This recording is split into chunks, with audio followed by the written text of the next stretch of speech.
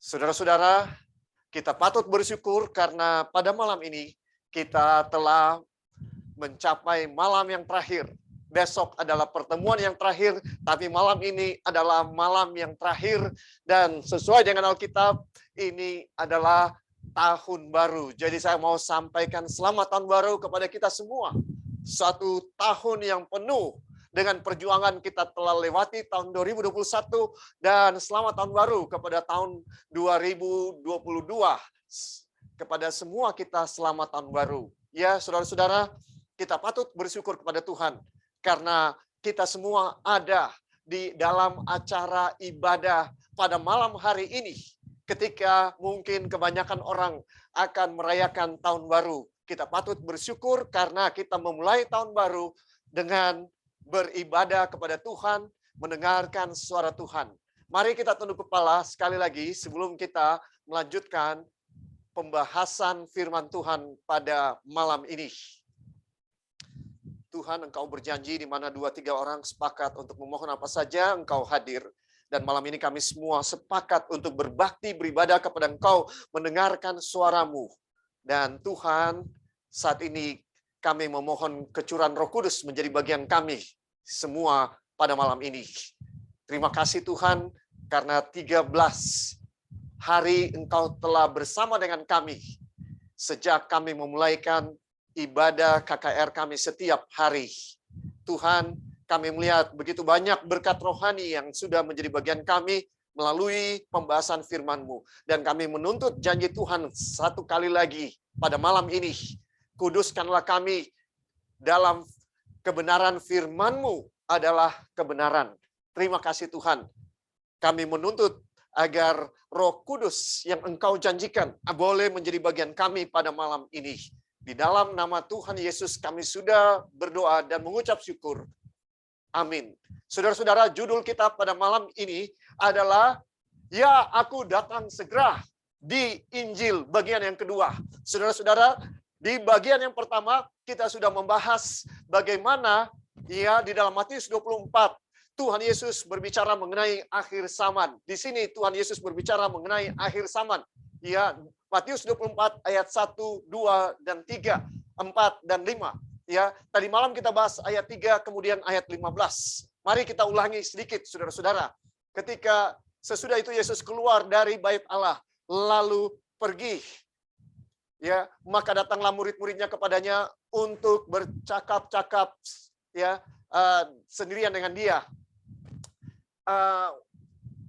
Tidak kebetulan saudara-saudara bahwa Matius 24 yang berbicara mengenai akhir zaman itu dimulai dengan Yesus dan murid-murid keluar dari bait Allah. Saya yakin dan percaya bahwa Yesus tahu bahwa inilah waktu-waktu terakhir dan dia akan memberitahukan apa yang akan terjadi kepada murid-muridnya yang juga merupakan amaran kepada saya dan saudara dan orang Kristen sepanjang zaman. Ya, saudara-saudara, itu sebabnya dia keluar dari bait Allah di dalam Matius 24 ayat 1.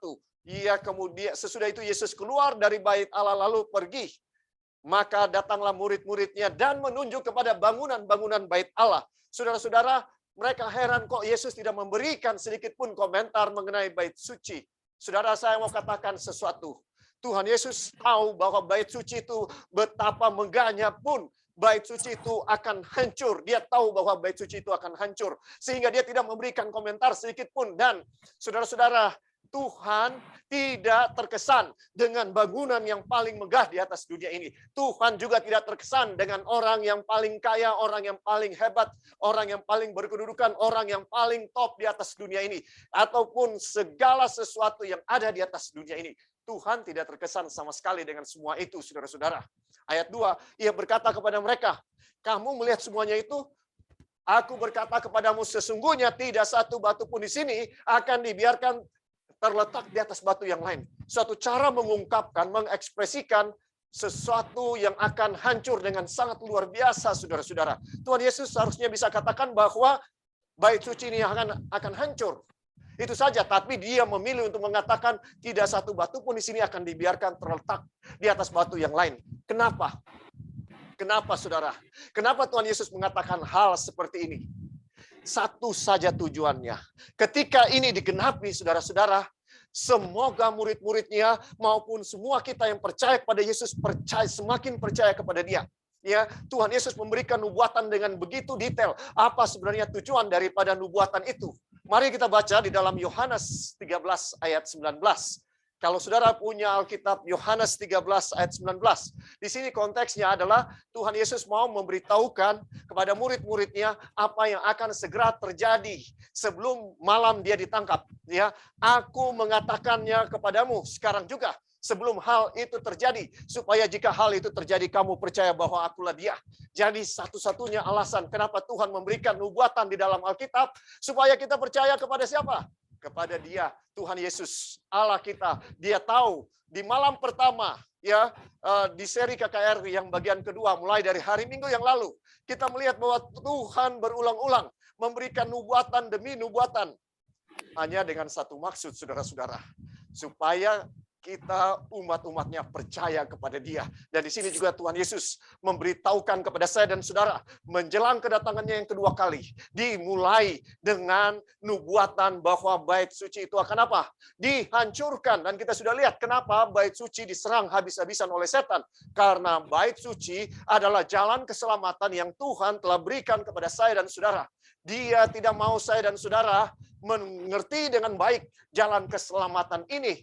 Inilah fasilitas yang Tuhan berikan, yang telah hilang sejak manusia jatuh ke dalam dosa. Ini hilang, saudara-saudara. Di Taman Eden ada 3 hal yang hilang yang kita pelajari.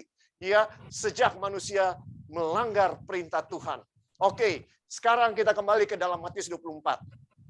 Di dalam ayat 3, murid-murid masih menyimpan penasaran, ya. Di dalam ayat 3 dikatakan ketika Yesus duduk di atas bukit Zaitun, maka datanglah murid-muridnya kepadanya untuk bercakap-cakap sendirian dengan Dia.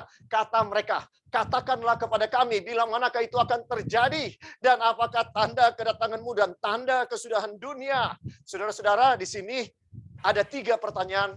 3 pertanyaan dari murid-murid yang sebenarnya intinya satu. Mereka berpikir bahwa bait suci hanya akan hancur ketika dunia berakhir. Ketika kiamat tiba. Sehingga mereka bertanya, kapan bait suci itu akan hancur? Yaitu di akhir zaman ketika engkau datang. Iya kan?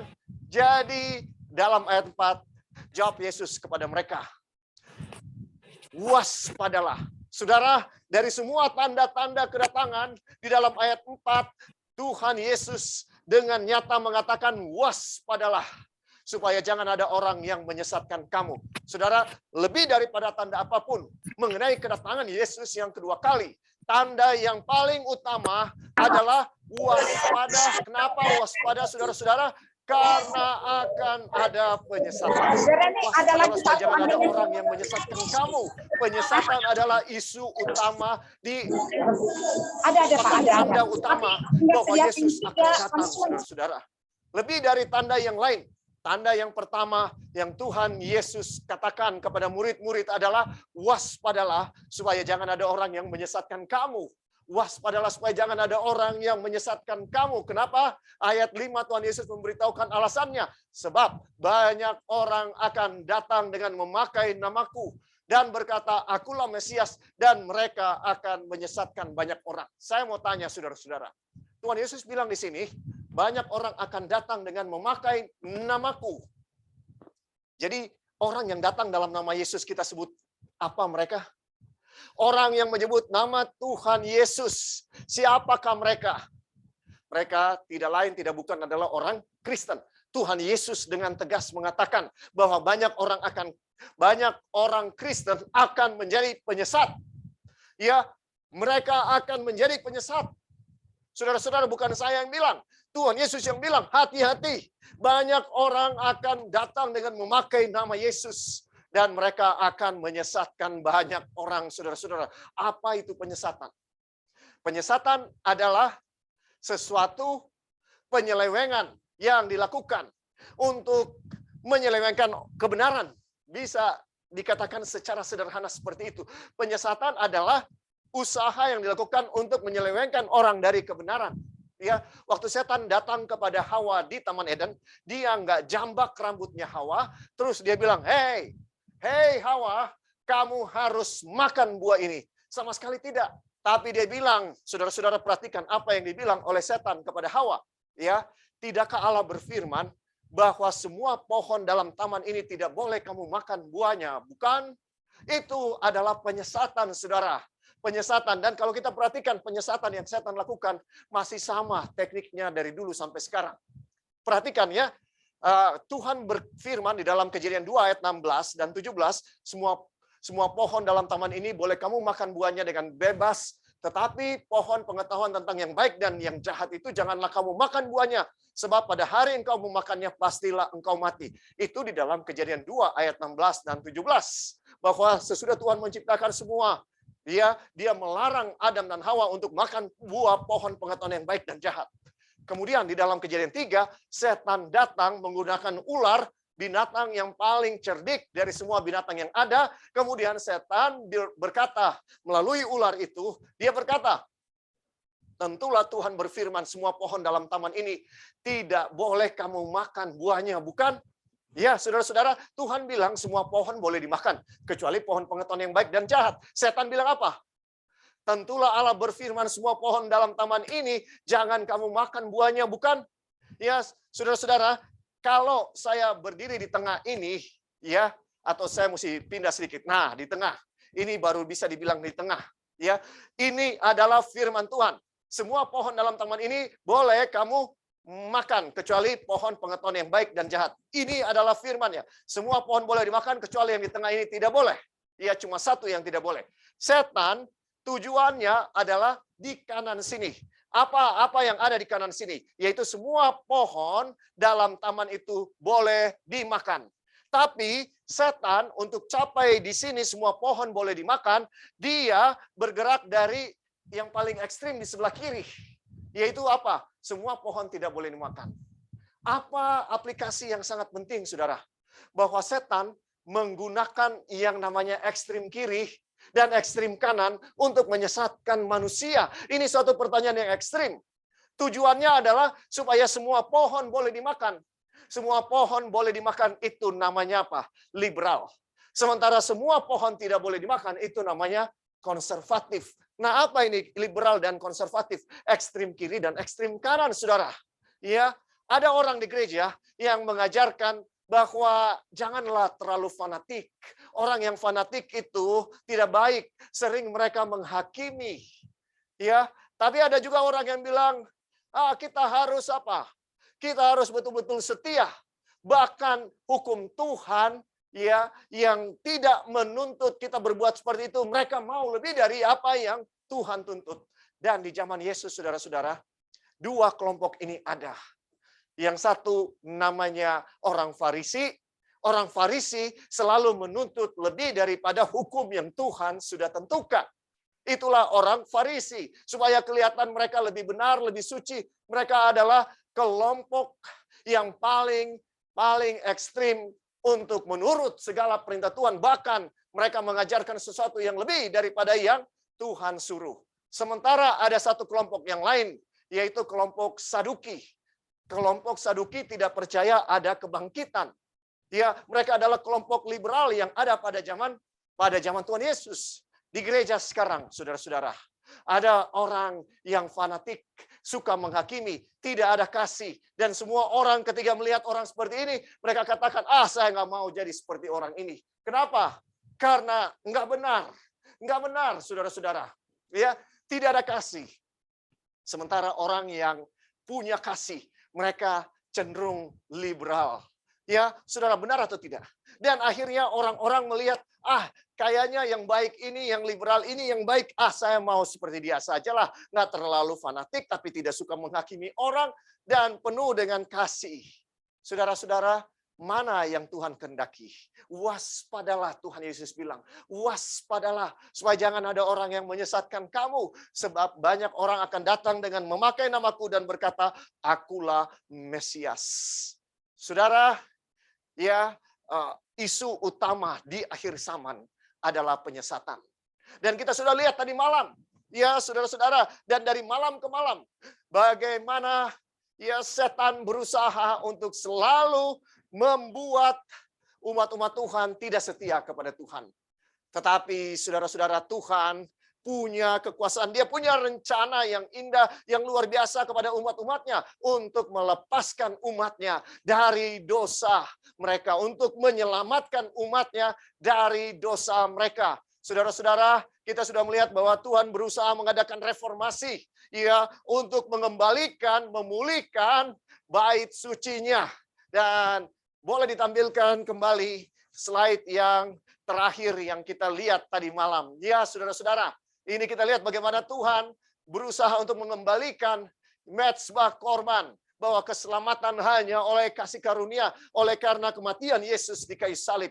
Keselamatan bukan oleh perbuatan. Begitu banyak agama di atas dunia ini mengajarkan keselamatan oleh amal, oleh perbuatan, oleh penurutan kepada semua tuntutan dari agama itu. Tetapi agama Kristen berdasarkan Alkitab mengajarkan, karena begitu besar kasih Allah akan dunia ini, sehingga ia telah mengaruniakan anaknya yang tunggal, supaya barang siapa yang percaya tidak binasa, melainkan beroleh hidup yang kekal. Ini adalah dasar daripada kekristenan. Kita diselamatkan oleh kasih karunia, oleh iman, ya, melalui iman, saudara-saudara. Bukan oleh usaha, bukan oleh perbuatan kita. Kemudian kita lihat juga bahwa Tuhan mengembalikan fungsi dari bejana pembasuhan, baptisan itu, ya, di dalam Efesus 4 ayat 5 dikatakan bahwa satu Tuhan, satu iman, satu baptisan. Tidak ada dua baptisan, hanya satu. Dan kata baptisan dari bahasa Greka artinya baptiso, dari kata baptiso artinya diselamkan. Jadi kalau bukan diselamkan, saudara-saudara, itu bukan baptisan namanya. Ya, saudara mau sebut apa terserah. Ya, tapi itu bukan baptisan. Saudara, Tuhan Yesus ketika dia ada di atas dunia ini, sebelum dia memulai pelayanannya, dia datang ke Sungai Yordan untuk dibaptis oleh Yohanes. Yohanes Pembaptis tahu siapa dia. Dia bilang, untuk membuka kasutnya pun aku tidak layak.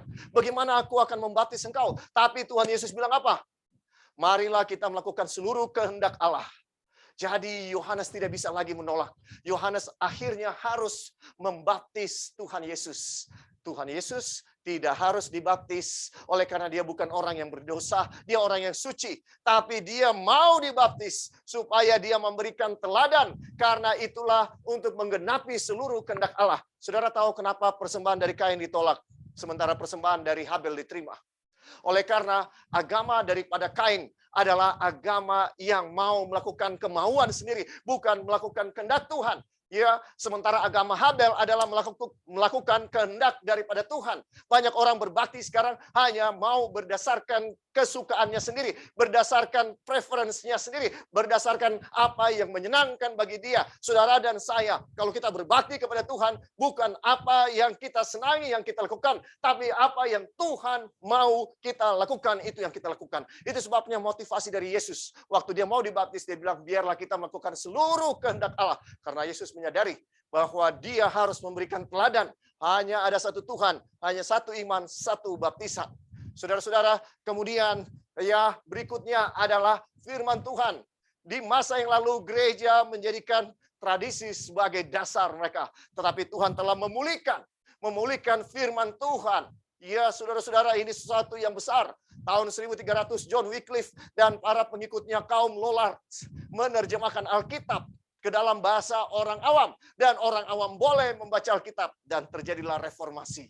Tanpa firman Tuhan, tidak akan pernah ada reformasi, saudara-saudara.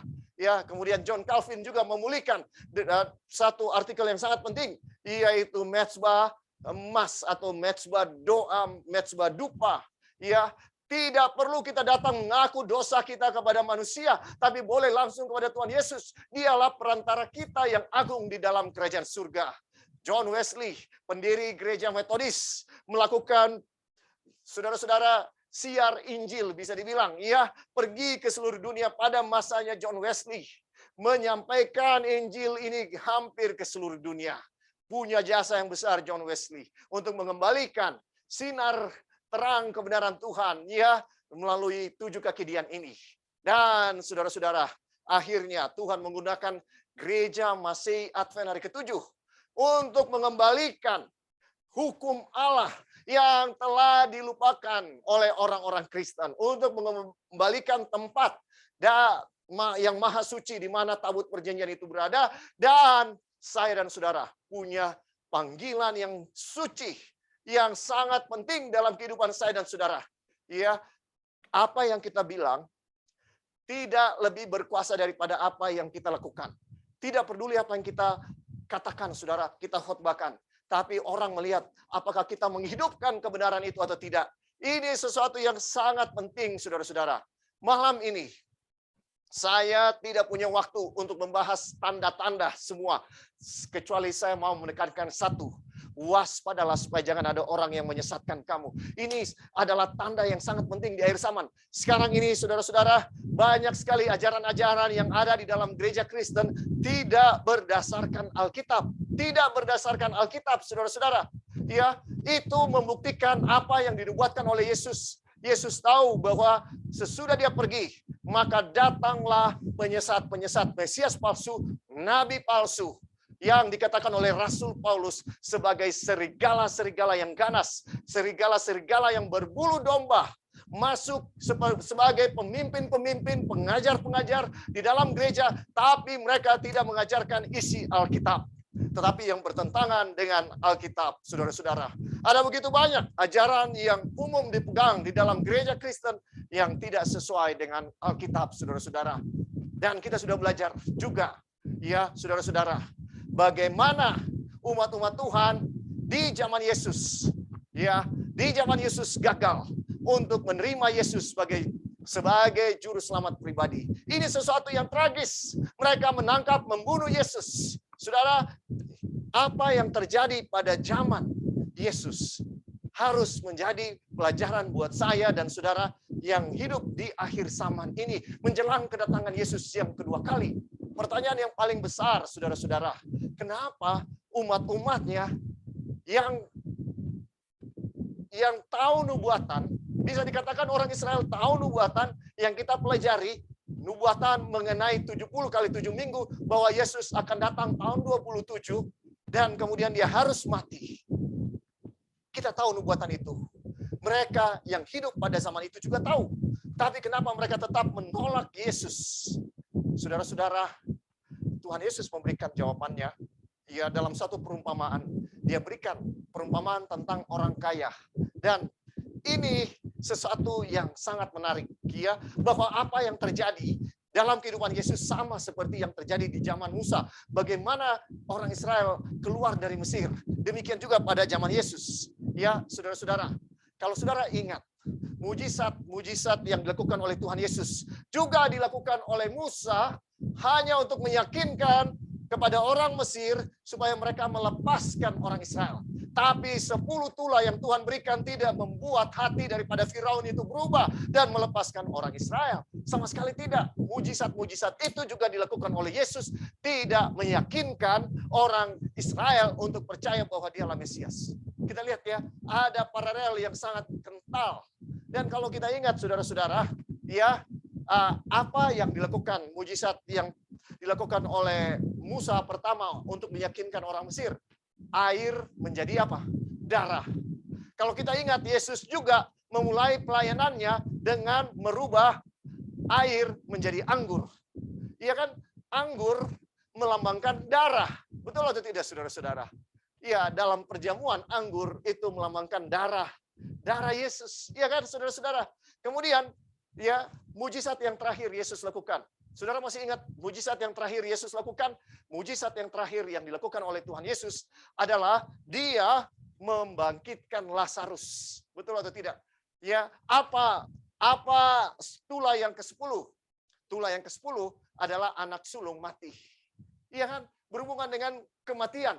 Namun di dalam kehidupan Yesus dia bangkitkan Lazarus hanya untuk meyakinkan bahwa umat-umatnya dialah Mesias. Tapi kita tahu ceritanya waktu Yesus bangkitkan Lazarus, disitulah pada hari itu mereka memutuskan untuk harus membunuh Yesus. Harus, tidak ada jalan lain. Bagi mereka Yesus harus dibunuh. Apa pelajaran yang penting, saudara-saudara? Pelajaran yang penting. Kenapa mereka bisa tidak menerima Yesus? Yesus memberikan jawabannya di dalam Lukas 16 ayat 31. Kalau saudara punya Alkitab, mari kita buka. Ini jawaban yang Yesus berikan. Kenapa umatnya sendiri tidak menerima dia? Karena ini pelajaran yang sangat penting bagi kita di akhir zaman. Apa yang akan terjadi kalau Yesus datang sekarang? Siapa yang siap, siapa yang tidak siap? Ya, ini tema kita sepanjang 2 minggu ini. Siapa yang siap dan siapa yang tidak siap? Ya, saudara dengarkan baik-baik. Kata Abraham kepadanya, Tuhan Yesus memberikan suatu perumpamaan di sini. Ya, antara orang kaya dengan Lazarus dan Abraham. Ya, kita tahu ceritanya. Saya tidak punya waktu untuk bahas ini. Tetapi di dalam ayat 31, kata Abraham kepadanya, jika mereka tidak mendengarkan kesaksian Musa dan para nabi, mereka tidak juga akan mau diyakinkan sekalipun oleh seorang yang bangkit dari antara orang mati. Saudara dengarkan kata-kata Tuhan Yesus dalam perumpamaan ini. Ya, dia katakan jika mereka tidak mau mendengarkan kesaksian Musa dan para nabi, mereka tidak juga akan mau diyakinkan sekalipun oleh seorang yang bangkit dari antara orang mati. Saudara, apa yang dimaksudkan oleh ayat ini? Bahwa orang Yahudi tidak akan diyakinkan sekalipun Yesus membangkitkan Lazarus, sekalipun Yesus kemudian akan bangkit, orang-orang Yahudi tidak akan mau diyakinkan. Karena apa? Karena mereka tidak mendengarkan kesaksian Musa dan para nabi. Saudara, apa kesimpulan kenapa mereka menolak Yesus? Tidak peduli Yesus melakukan mujizat untuk membangkitkan Lazarus. Bahkan Yesus sendiri bangkit. Ya. Kenapa mereka tidak mau diyakinkan? Satu jawabannya. Karena mereka tidak mendengarkan kesaksian Musa dan para nabi. Apa itu kesaksian Musa dan para nabi? Alkitab Perjanjian Lama. Waktu zaman Yesus belum ada Alkitab Perjanjian Baru. Baru ada Alkitab Perjanjian Lama. Saudara, hal yang sama akan terjadi kepada kita di akhir zaman. Kita akan gagal untuk menyambut kedatangan Yesus yang kedua kalau kita tidak percaya kepada firman Tuhan. Kalau kita tidak mau mendengarkan apa yang disampaikan oleh firman Tuhan. Saudara, ini sangat sederhana kedengarannya, tapi ini sangat dalam, saudara-saudara. Ya, yang dimaksud dengan tidak mendengar firman Tuhan, kalau kita tidak menggunakan waktu dengan Alkitab. Kalau kita tidak menggunakan waktu untuk membaca Alkitab, kalau kita cuma baca Alkitab sekedar checklist bahwa saya sudah baca Alkitab 1 hari 3 pasal supaya 1 tahun saya bisa menyelesaikan baca Alkitab dari Kejadian sampai Wahyu, percuma saudara. Percuma kalau kita cuma mau baca Alkitab sebagai checklist. Firman Tuhan berkata di dalam Mazmur 1 ayat 1 dan 2, berbahagialah orang yang tidak berjalan menurut nasihat orang fasik, yang tidak berdiri di jalan orang berdosa, dan yang tidak duduk dalam kumpulan pencemooh, tetapi yang kesukaannya ialah Taurat Tuhan, dan yang merenungkan Taurat itu siang dan malam. Saudara-saudara dengarkan, Tuhan mau kita baca Alkitab bukan sekedar baca Alkitab, tapi itu harus menjadi satu kesukaan bagi saya dan saudara. Saudara, pada malam ini untuk melanjutkan Injil, ya saudara-saudara, ya aku datang segera di Injil. Saya mau menekankan bahwa penyesatan akan semakin dahsyat, semakin luar biasa. Alkitab betul-betul diserang. Alkitab diserang oleh ilmu pengetahuan. Contohnya geologi, evolusi, menyatakan dunia ini sudah bermiliar-miliar tahun, 4,5 miliar tahun usia daripada bumi ini. Padahal kalau kita hitung ya dari Kejadian sampai zaman Nuh itu sekitar 2000 tahun. Dari zaman Nuh sampai zaman Tuhan Yesus itu sekitar 2000 tahun. Dan dari zaman Tuhan Yesus sampai zaman kita 2000 tahun. Jadi kalau di total bumi ini masih 6.000-an tahun. Tapi banyak orang tidak percaya Alkitab dan lebih percaya kepada apa yang dikatakan oleh ilmu pengetahuan. Saudara-saudara, manusia punya ilmu pengetahuan tidak bisa dibandingkan dengan hikmat yang Tuhan miliki. Kita harus lebih percaya Alkitab ini daripada apapun yang dikatakan oleh manusia. Walaupun itu disebut sebagai ilmu pengetahuan, Alkitab harus kita lebih percayai karena Alkitab adalah firman Allah. Itu adalah pelita bagi kaki kita, saudara-saudara, dan terang dalam jalan kita. Alkitab yang lebih kekal daripada filsafat maupun pengetahuan manusia. Ya, Alkitab juga diserang sekarang ini oleh begitu banyak pergerakan-pergerakan, ya saudara-saudara, di akhir zaman. Dan terutama Alkitab sangat diserang oleh entertainment, dunia hiburan. Dunia hiburan membuat orang gak suka belajar Alkitab. Ya, saudara-saudara, ini tantangan yang tidak mudah yang saya dan saudara harus hadapi. Inilah penyesatannya. Inilah penyesatan yang Tuhan amarkan kepada saya dan saudara. Saudara, apakah bisa dibandingkan keselamatan kita dengan segala hiburan dunia, dengan semua yang ada di dunia? Tuhan Yesus bilang, apa gunanya kamu memperoleh seluruh dunia ini, tapi kamu kehilangan apa? Keselamatan. Jangan kita bodoh, saudara. Keselamatan jauh lebih penting. Kalau firman Tuhan, Alkitab, itu satu-satunya yang bisa menyucikan karakter kita, memperhalus karakter kita, menguatkan kita, memberikan penghiburan. Maka Alkitab harus menjadi satu kesukaan bagi saya dan saudara. Manusia bukan hidup hanya oleh roti saja, melainkan oleh setiap firman Allah yang keluar dari mulut Tuhan. Saudara-saudara, kita harus berubah di tahun 2022 ini. Mari kita lebih serius menggunakan waktu untuk mempelajari firman Tuhan. Ya, jangan kita cuma baca firman Tuhan sebentar. Kalau kita baca renungan pagi, saudara-saudara, paling tinggi 2 menit, 3 menit lah. Kalau tambah doa 4 menit selesai. Apa 4 menit itu cukup untuk menghadapi begitu banyak tantangan kehidupan, pencobaan dalam kehidupan kita? Saudara, kita harus berpikir dengan serius. Kalau kita mau supaya tidak disesatkan oleh segala sesuatu yang ada di atas dunia ini, oleh segala penyesatan setan karena dia tahu waktunya semakin singkat, saya dan saudara harus betul-betul lepas dari segala yang mengalihkan perhatian kita daripada fokus kepada firman Tuhan, kepada Alkitab ini.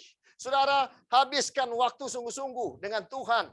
Jangan mau kejar target, tapi kita membaca firman Tuhan sebagai satu kesukaan. Maka Tuhan akan membuka pikiran-pikiran kita kepada hal-hal yang tidak pernah kita lihat sebelumnya di dalam Alkitab.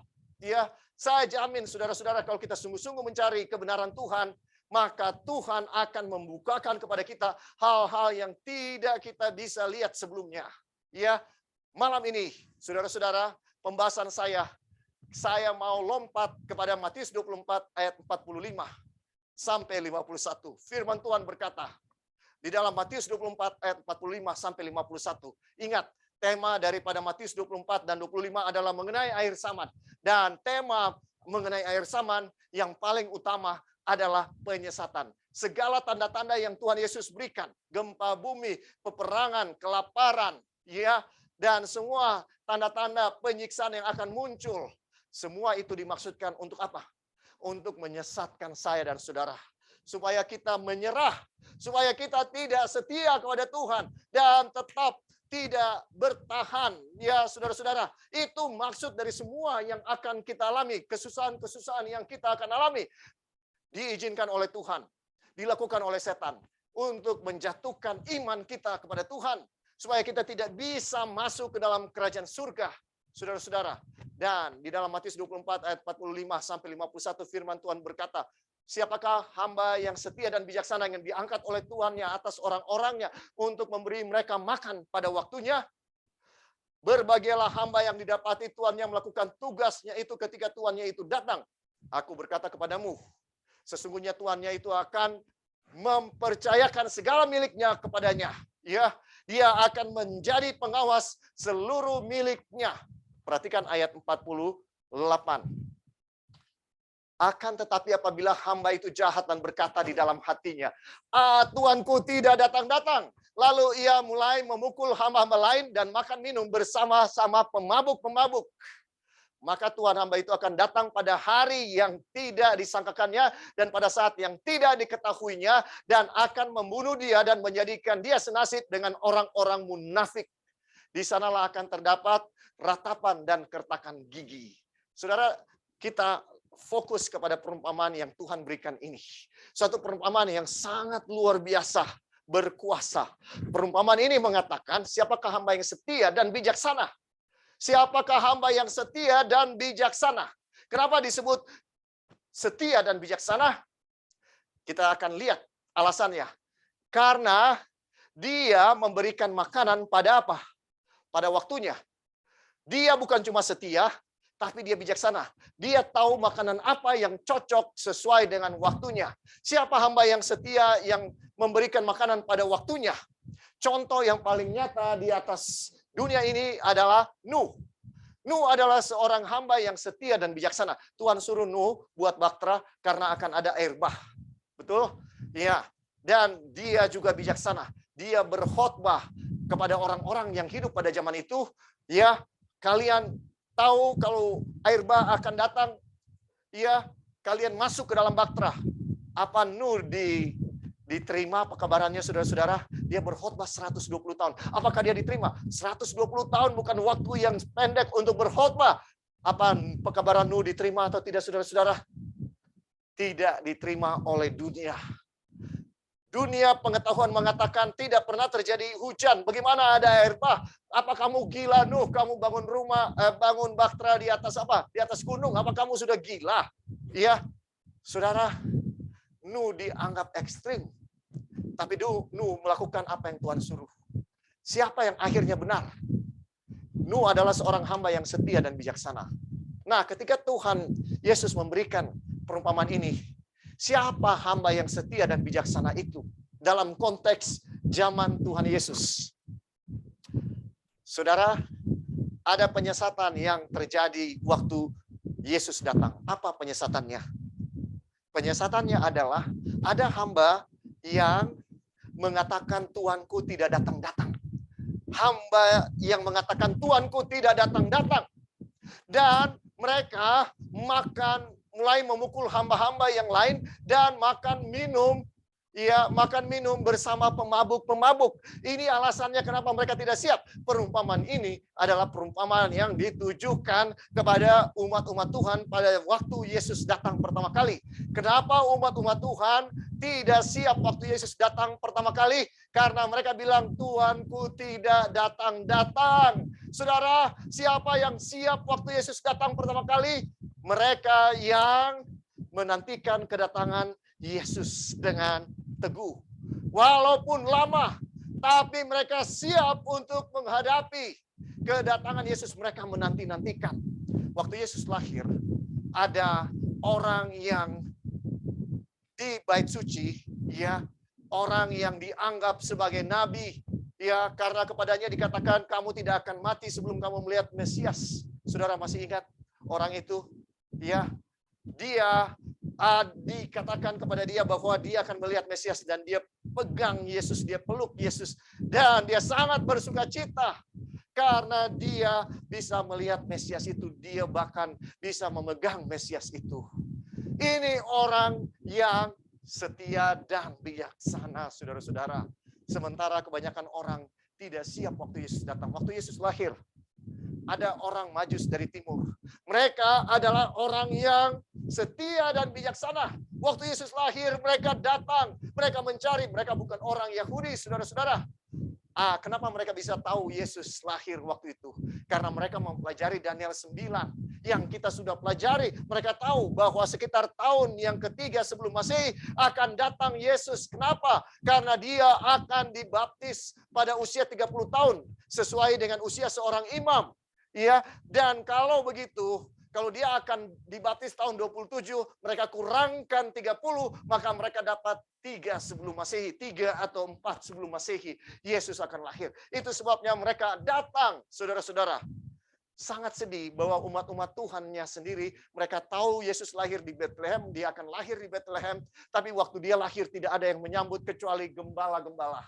Kenapa gembala-gembala ini bisa datang melihat Yesus, diberikan kesempatan oleh Tuhan? Karena Tuhan tahu isi hati mereka. Bahwa mereka adalah hamba yang setia dan bijaksana. Mereka menanti-nantikan kedatangan Yesus. Saudara, ini satu aplikasi yang sangat penting bagi saya dan saudara di akhir zaman ini. Jangan kita ulangi kesalahan yang dibuat oleh umat-umat Tuhan waktu Yesus datang pertama kali. Mereka tidak merindukan kedatangan Yesus. Kalau kita tidak merindukan kedatangan Yesus, saudara-saudara, kita tidak akan siap waktu Yesus datang. Hamba yang jahat itu, dia berkata, Tuanku tidak datang-datang. Apakah saudara dan saya mengatakan hal seperti itu di dalam tindakan kita. Mungkin di kata-kata kita tidak, karena saudara sebut diri saudara anggota gereja Masihi Advent hari ke-7. Saudara mungkin tidak katakan, tetapi action speaks louder than words. Iya kan? Saudara-saudara, kata-kata, ya, perbuatan berkata-kata lebih daripada perbuatan kita. Perbuatan kita menyatakan apakah kita percaya Yesus akan segera datang atau tidak.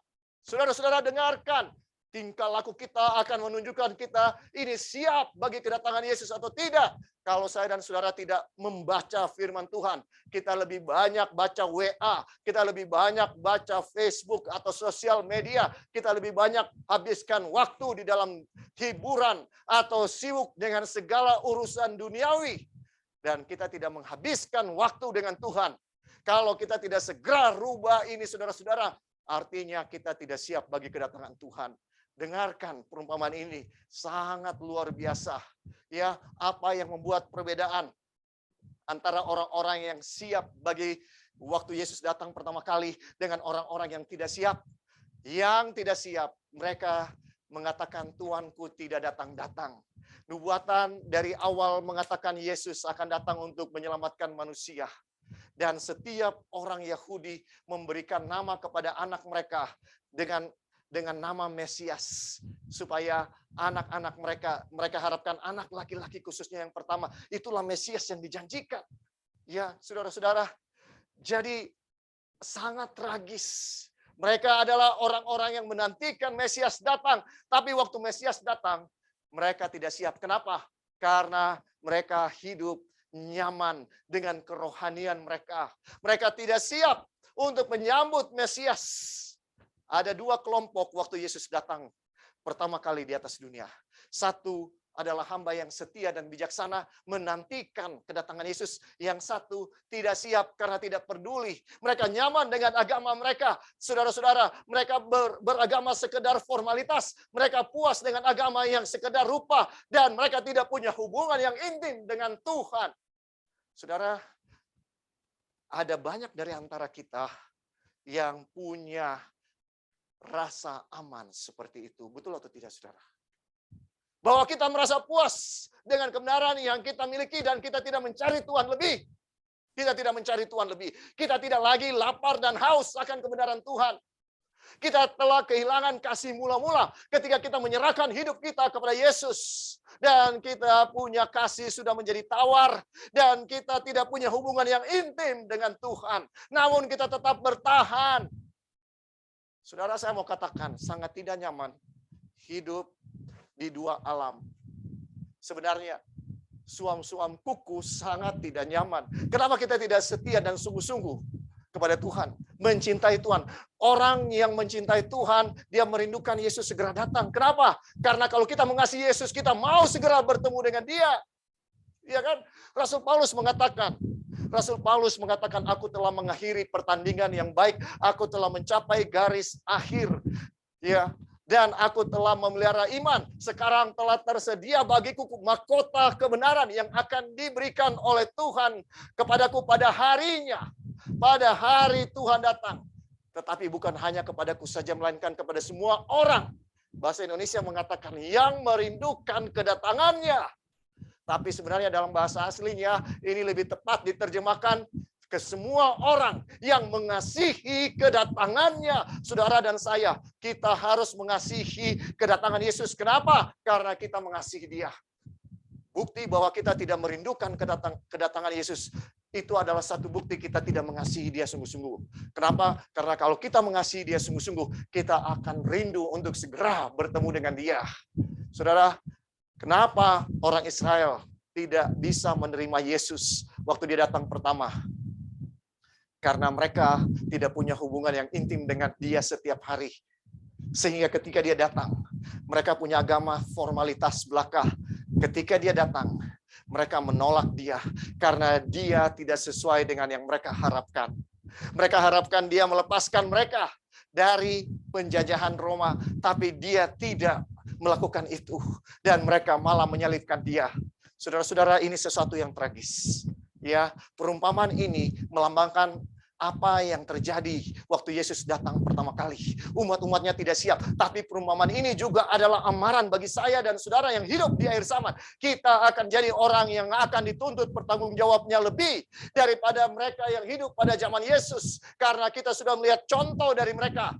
Saudara-saudara, kita yang hidup di akhir zaman sudah melihat contoh di perjanjian lama dan di perjanjian baru. Dan kita punya tanggung jawab yang lebih. Tuhan akan tuntut lebih, saudara. Ya, dengarkan baik-baik. Orang yang hidup melakukan kesalahan pada waktu Yesus datang pertama, mereka tidak punya contoh. Tapi saya dan saudara punya contoh. Ya, waktu Yesus datang pertama, umatnya sendiri menyalibkan dia, bukannya menerima dia. Sekarang saudara-saudara, kita pergi kepada perumpamaan yang kedua.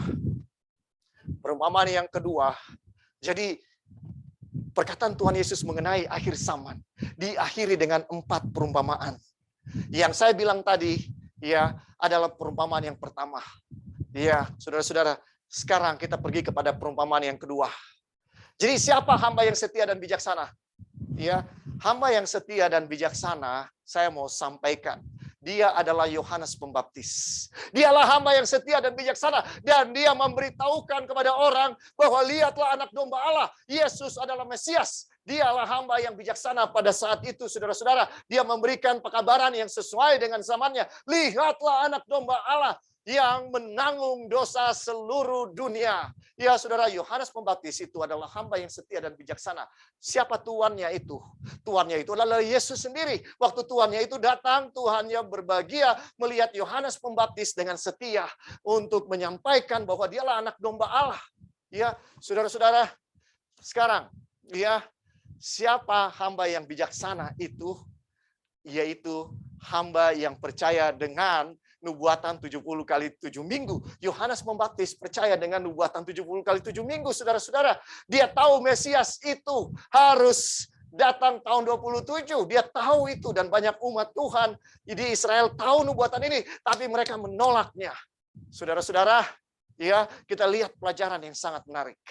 Ya, umat Tuhan disebut hamba yang bijaksana, saudara-saudara, ya, di dalam buku Daniel. Ya, sekarang nubuatan 70 kali 7 minggu kita sudah pelajari. Itu adalah bagian dari nubuatan 2300 pagi dan petang. Ya, saudara-saudara, umat-umat Tuhan yang memahami dan menerima pekabaran 70 kali 7 minggu bahwa Yesus adalah Mesias sesuai dengan Daniel 8 dan Daniel 9 adalah umat Tuhan juga yang harus menerima nubuatan 2300 pagi dan petang. Kalau saudara menerima Yesus sebagai juru selamat pribadi, sebagai yang datang dan mati di kayu salib pada tahun 31 dan dia dibaptis tahun 27, saudara juga harus menerima nubuatan bahwa Yesus berpindah dari bilik yang suci ke bilik yang maha suci pada waktu 1844. Saudara mau bukti yang lebih dalam? Ya, biarlah malam yang terakhir ini, saudara-saudara, saya tahu ini malam yang terakhir. Biarlah malam terakhir ini saudara kasih waktu saya lebih sedikit ya, karena ini malam yang terakhir. Besok adalah penutupan KKR, tapi ini malam yang terakhir. Ya, saudara-saudara, nggak apa-apa ada injury time sedikit ya. Oke, setuju? Ya, saudara lihat ya, yang disebut bijaksana sesuai dengan nubuatan 70 kali 7 minggu. Nah, itu disebutkan dalam Daniel 12. Mari kita lihat ya. Ya, di dalam Daniel 12 ayatnya yang keempat. Mari kita lihat ini. Sebelum saya pindah ke perumpamaan yang berikutnya, yaitu 10 anak darah. Di dalam Daniel 12 ayat 4 disebutkan, sesudah Tuhan memberikan penglihatan kepada Daniel. Di dalam Daniel 12 ayat 4, tetapi engkau Daniel, sembunyikanlah segala firman itu dan meteraikanlah kitab itu sampai pada akhir zaman. Banyak orang akan menyelidikinya dan pengetahuan akan bertambah. Saudara, di akhir daripada nubuatan Daniel, Tuhan menyuruh supaya Daniel apa? Memeteraikan dan menyembunyikan segala firman itu. Apa artinya? Sebab penglihatan itu mengenai akhir zaman. Artinya di akhir zaman masih jauh. Ya, apa maksudnya? Nubuatan ini harus disembunyikan sampai kepada akhir zaman. Artinya bahwa orang tidak akan mengerti nubuatan Daniel sampai akhir zaman baru orang bisa mengerti. Ya, Sampai di akhir zaman baru orang bisa mengerti. Jadi saudara-saudara, ya, di dalam ayat ini dikatakan bahwa Daniel harus tunggu ya sampai akhir zaman baru nubuatannya orang akan mengerti. Itu intinya. Waktu akhir zaman tiba, nubuatan Daniel akan dimengerti. Sekarang kita buka Daniel 11 ayat 33.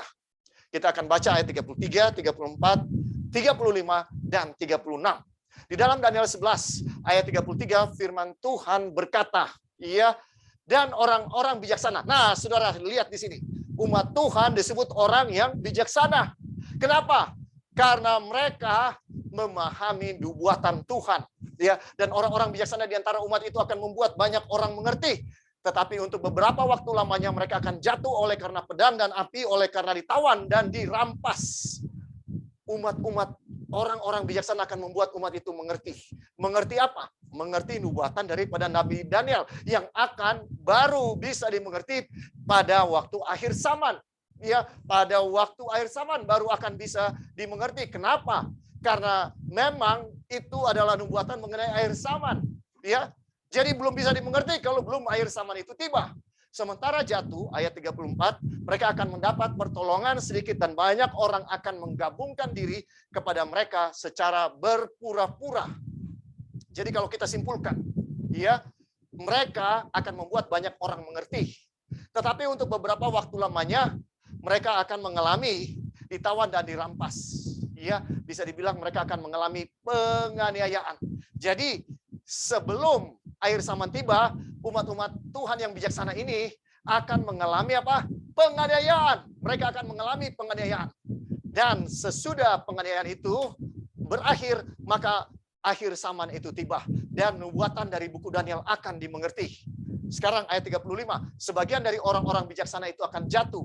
Itu artinya mereka akan mengalami penganiayaan. Supaya dengan demikian diadakan pengujian, penyaringan, dan pemurnian di antara mereka sampai pada akhir zaman. Sebab akhir zaman itu belum mencapai waktu yang telah ditetapkan.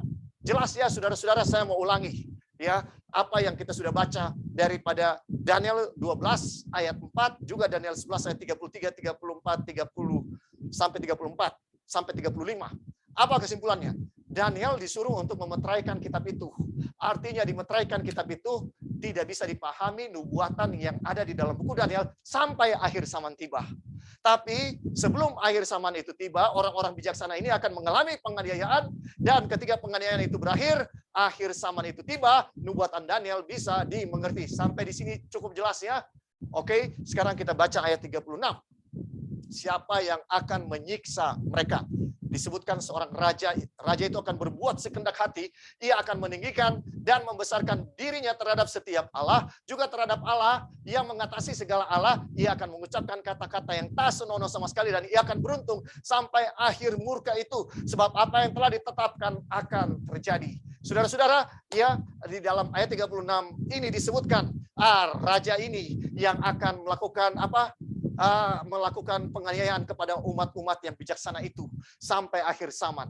Dan raja ini akan berakhir sampai akhir murka itu, yaitu waktu yang diberikan kepada raja itu untuk melakukan penganiayaan. Ya, sebab apa yang ditetapkan akan terjadi. Saudara tahu siapa raja ini? Raja ini adalah raja yang sama dengan yang kita bahas tadi malam, yaitu tanduk kecil. Siapa tanduk kecil itu? Ya, mari kita lihat Daniel 7 ayat 25. Tanduk kecil ini adalah si pembinasa keji yang dibicarakan oleh Tuhan Yesus di dalam Matius 24 ayat 15. Dialah yang Tuhan Yesus bilang, jadi apabila kamu melihat pembinasa keji berdiri di tempat kudus, menurut firman yang disampaikan oleh Nabi Daniel, para pembaca hendaklah memperhatikannya. Di dalam Daniel 7 ayat 25. Inilah pembinasa keji itu. Ia akan mengucapkan perkataan yang menentang yang maha tinggi, dan akan menganiaya orang-orang kudus milik yang maha tinggi. Ia berusaha untuk mengubah waktu dan hukum, dan mereka akan diserahkan ke dalam tangannya selama 1 masa dan 2 masa dan setengah masa. Saudara-saudara, ya, inilah sang raja yang akan melakukan penganiayaan kepada umat-umat Tuhan sampai akhir zaman tiba. Baru berakhir itu masa penganiayaan, dan sesudah itu baru orang-orang bijaksana di antara umat Tuhan akan bisa memahami nubuatan Daniel. Jelas nggak sampai di sini, saudara-saudara? Jelas ya? kita tahu siapa raja ini. Dia akan menganiaya umat-umat Tuhan selama 1 masa, 2 masa, dan setengah masa. Di dalam Wahyu 12 ayat yang ke-6, ya, 1 masa, 2 masa ini disebutkan. Ya, mari kita lihat Wahyu pasal 12 ayat yang ke-6. Perempuan itu lari ke padang gurun di mana telah disediakan suatu tempat baginya oleh Allah. Siapa perempuan itu? Jemaat Tuhan. Dia di dalam Alkitab perempuan melambangkan jemaat Tuhan. Supaya ia dipelihara di situ 1260 hari lamanya. Disebutkan di sini bahwa perempuan ini akan lari ke suatu tempat yang disediakan oleh Allah. Kenapa? Karena dia sedang dianiaya. Berapa lama dia akan dipelihara di situ oleh Allah? 1260 hari. Sekarang kita baca ayat 14. Ya, ayat 14 Wahyu 12 ayat 14. Kepada perempuan itu diberikan kedua sayap dari burung nasar yang besar, perempuan yang sama dengan di dalam ayat 6, supaya ia terbang jauh ke tempatnya di padang gurun di mana ia dipelihara jauh dari tempat ular itu selama 1 masa dan 2 masa dan setengah masa. Jadi saudara-saudara, ya, ini 2 ayat yang sama. Cuma di dalam ayat 6 disebutkan 1260 hari, sementara di dalam ayat 14 disebutkan 1 masa, 2 masa, dan setengah masa. Ini adalah waktu yang sama dengan Daniel 7 ayat 25. Jadi kalau kita simpulkan, saudara-saudara, bahwa penganiayaan yang akan dialami oleh umat Tuhan itu selama 1260 hari. 1260 hari di dalam nubuatan Alkitab itu sama dengan 1260 tahun. Kenapa? Karena Yeskiel 4 ayat 6 dan Bilangan 14 ayat 34 mengatakan bahwa 1 hari di dalam nubuatan itu sama dengan 1 tahun. Jadi selama 1260 tahun, raja itu akan berkuasa dan umat Tuhan harus melarikan diri karena mereka dianiaya. Kita tahu bahwa ini dimulai tahun 538, saudara-saudara, dan berakhir tahun 1798. 1260 tahun dengan luar biasa digenapi apa yang terjadi di dalam tahun 538. Si tanduk kecil itu yang dinubuatkan di dalam Daniel 75 memiliki kuasa ketika dia mengalahkan 3 kerajaan. Sesuai dengan Daniel 7 ayat 8. Dia mengalahkan 3 kerajaan. Pada tahun 538 dia berkuasa dan umat-umat Tuhan harus bersembunyi karena dianiaya dan dikejar-kejar. Berakhir tahun 1798. Kenapa? Apa yang terjadi tahun 1798? Ya, bahwa gereja Kristen, Paus ditangkap tahun 1798, menyatakan berakhirnya kekuasaan daripada Paus yang membuat umat-umat Tuhan teraniaya. Ya, saudara-saudara, ini dengan luar biasa digenapi. Jadi, kalau kita bisa katakan, ya, akhir zaman itu dimulai sesudah tahun 1798. Di dalam Alkitab, akhir zaman berdasarkan buku Daniel dimulai sesudah tahun 1798. Ya, maka buku Daniel akan mulai dimengerti. Saudara-saudara, di Eropa, di Amerika, sesudah tahun 1798 banyak umat-umat Tuhan yang mulai berbicara mengenai buku Daniel. Ya, khususnya kita akan lihat ya kenapa disuruh disembunyikan, karena itu berhubungan dengan masa yang masih jauh di depan. Tapi dari semua buku Daniel, apakah semua disuruh untuk disembunyikan? Karena kita bisa memahami sebelum tahun 1798 Daniel 1, Daniel 2. Ya, semua orang bisa memahami cerita-cerita di dalam Daniel 1 sampai Daniel pasal 6. Jadi tidak semua sebenarnya, tapi secara spesifik dari seluruh buku Daniel hanya satu yang ditentukan, satu bagian yang ditentukan untuk dimeteraikan sampai pada akhir zaman. Iya, tidak semua sebenarnya dari buku Daniel itu disembunyikan, tapi ada satu bagian, saudara-saudara. Bagian yang manakah itu? Dan kenapa itu harus disembunyikan? Sesudah diberikan maknanya kemudian disuruh untuk disembunyikan. Ya, apa ada contoh di dalam Alkitab sesuatu yang sudah diberikan oleh Tuhan, nubuatan kemudian dia tarik lagi, dia sembunyikan? Ya, apakah ada contoh? Dan kita mau cari tahu, ya, yang mana? Saudara-saudara, di seluruh buku Daniel cuma satu. Ya, satu bagian yang sudah diberikan kemudian disuruh untuk disembunyikan. Mari kita lihat di dalam Daniel 8, ya, saudara-saudara, ayatnya yang ke-16. Daniel pasal 8 ayatnya yang ke-16. Saudara-saudara, mari kita lihat. Daniel 8, ya, Daniel 8 ayat 26, sorry. Ayat 26, ya. Mak, adapun penglihatan tentang petang dan pagi itu, apa yang dikatakan tentang itu adalah benar. Tetapi engkau sembunyikanlah penglihatan itu, sebab hal itu mengenai masa depan yang masih apa? Masih jauh. Jadi saudara-saudara, dari seluruh isi Alkitab, dari seluruh nubuatan Daniel, hanya ini yang sama seperti Daniel 12 ayat 4 tadi. Engkau sembunyikan penglihatan itu. Jadi kita tahu bahwa penglihatan di dalam petang dan pagi ini adalah penglihatan tentang ayat 14. Mari kita lihat di dalam ayat 14 penglihatan tentang apa? Maka ia menjawab sampai lewat 2.300 petang dan pagi. Lalu tempat kudus itu akan dipulihkan dalam keadaan yang wajar. Saudara, ada satu nubuatan yang Tuhan katakan harus disembunyikan. Dan kenapa Tuhan sembunyikan? Sesudah diberikan. Apakah ada contoh di dalam Alkitab Tuhan menyampaikan sesuatu kemudian disembunyikan? Kalau ada contoh kita bisa lihat dan kita bisa tahu alasan kenapa Tuhan berikan sesuatu penglihatan tapi kemudian dia sembunyikan. Ada saudara, dan itu juga di dalam buku Daniel. Tuhan memberikan penglihatan kepada Raja Nebukadnezar. Tapi kemudian Tuhan bikin dia lupa mimpinya di dalam Daniel pasal 2. Dia lupa. Nah saudara-saudara, kenapa Tuhan bikin Nebukadnezar lupa dia punya mimpi? Hanya ada satu alasannya. Coba kita bayangkan kalau Nebukadnezar tidak dibikin lupa mimpinya.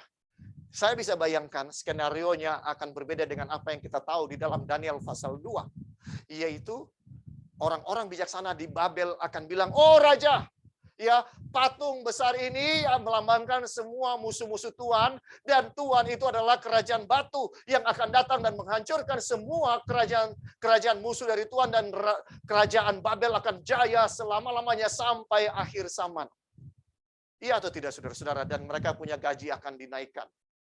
Iya kan, fasilitas akan diberikan lebih lagi. Raja senang.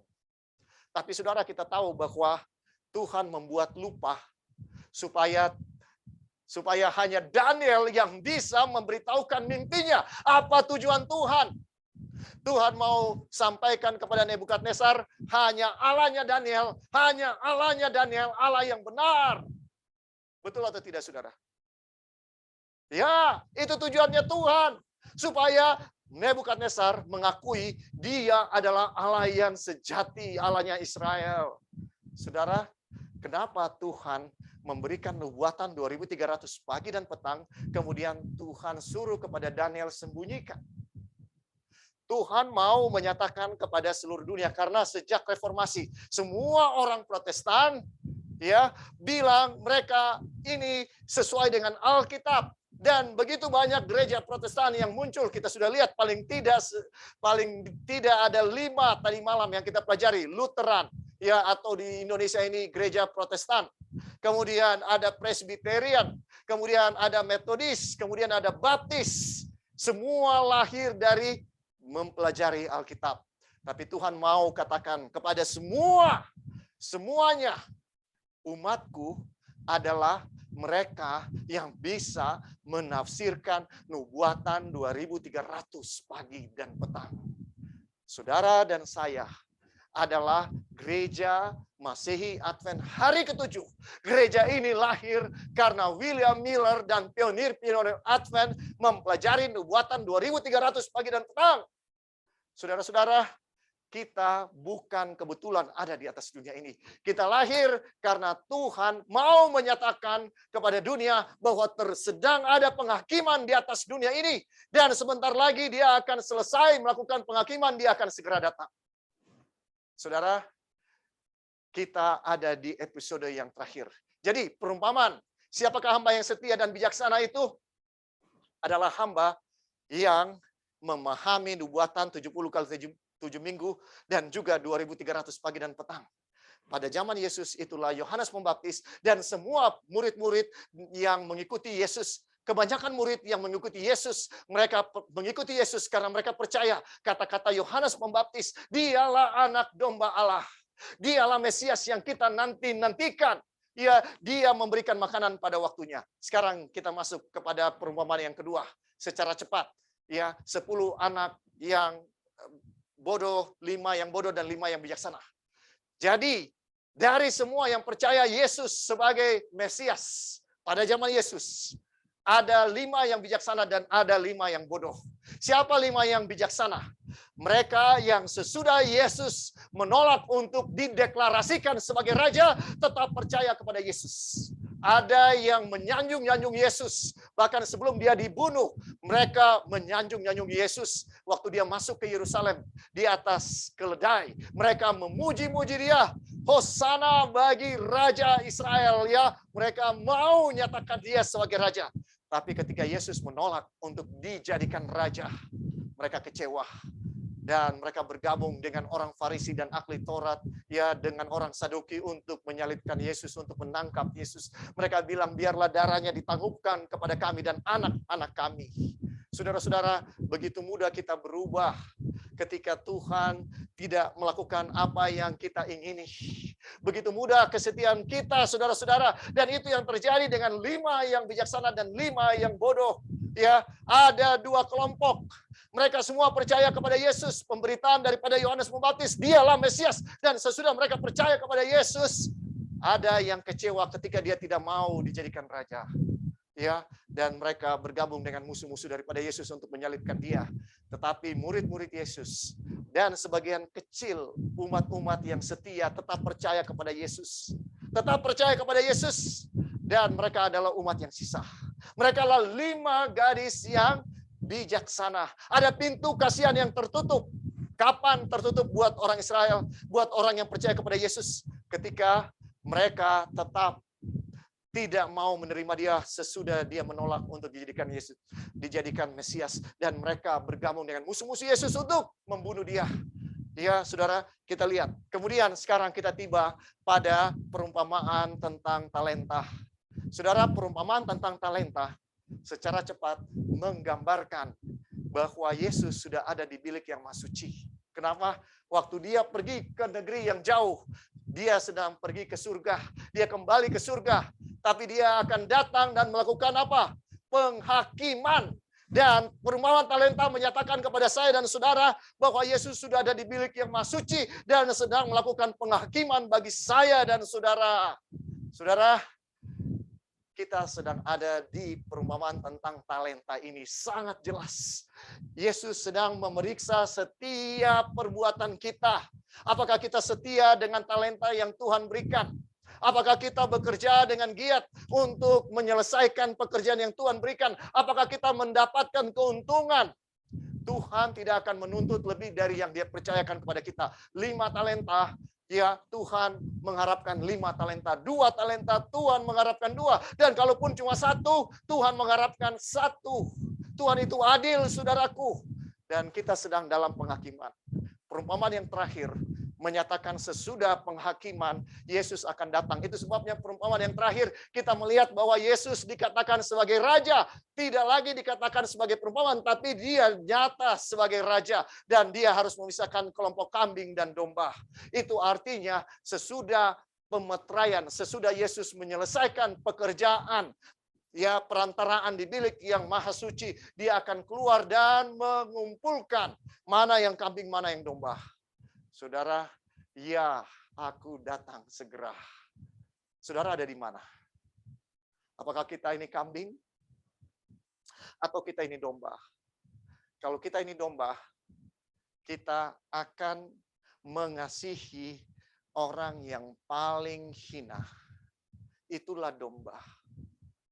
Kita akan memberi makan, memberi minum, memberi tumpangan, memberi pakaian, memberi pelayanan kepada orang yang sakit maupun yang berada dalam penjara. Kepada orang yang paling hina. Ukurannya orang yang paling hina. Apakah kita akan memperlakukan orang yang paling hina seperti kita memperlakukan Yesus? Ini ukurannya. Saudara-saudara, bagaimana? Apakah kita siap bagi kedatangan Yesus? Apakah kita mengasihi orang yang membenci kita? Orang yang paling hina itu adalah orang yang membenci kita. Bagi Yusuf, orang yang paling hina itu adalah 11 saudaranya yang menjual dia. Bagi Ayub, orang yang paling hina itu adalah sahabat-sahabat yang menghakimi dia. Saudara, bagaimana? Bagi Musa, orang yang paling hina itu adalah orang Israel yang setiap hari mengeluh kepada dia, siapa yang mengangkat kamu untuk memimpin kami keluar dari Mesir? Lebih enak di Mesir. Kami masih bisa makan enak di sana, paling tidak di sini kami mau makan apa? Saudara, Musa bilang, Bapa, kalau engkau mau binasakan mereka, hapuslah namaku dari buku kehidupan. Luar biasa Musa. Ya, apakah kita mau melakukan yang terbaik kepada orang yang paling hina, orang yang paling menyakiti kita?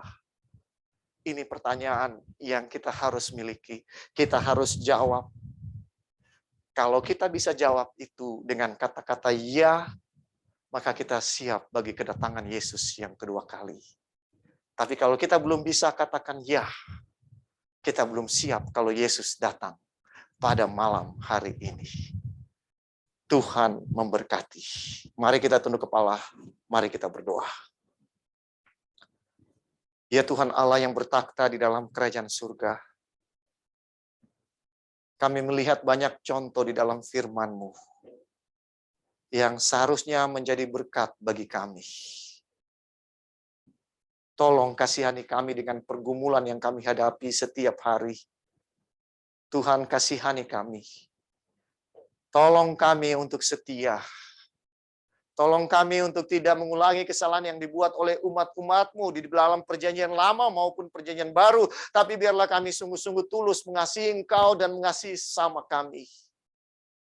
Berkati semua kami yang ada malam ini. Biarlah di tahun 2022 kami akan semakin memancarkan karakter Yesus. Kami akan penuh kasih satu dengan yang lain. Terima kasih Tuhan, Engkau sangat baik. Di dalam nama Tuhan Yesus kami sudah berdoa dan mengucap syukur. Amin. Tuhan memberkati saudara-saudara. Selamat Sabat, selamat tahun baru. Sahabat, selamat tahun baru pendeta dan semuanya. Selamat Sabat, selamat tahun baru. Selamat tahun baru. Selamat tahun baru, selamat Sabat. Selamat tahun baru. Semua lu.